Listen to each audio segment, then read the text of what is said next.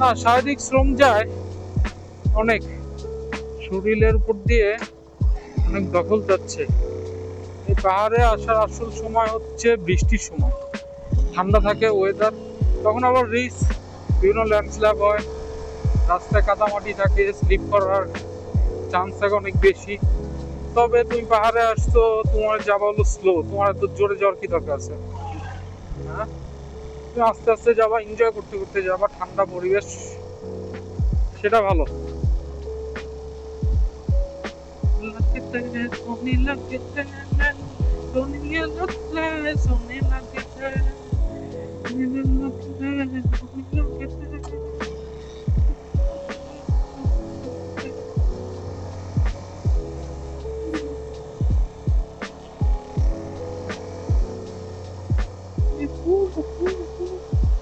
ইয়া, ওরে খারা, ওরে খারা।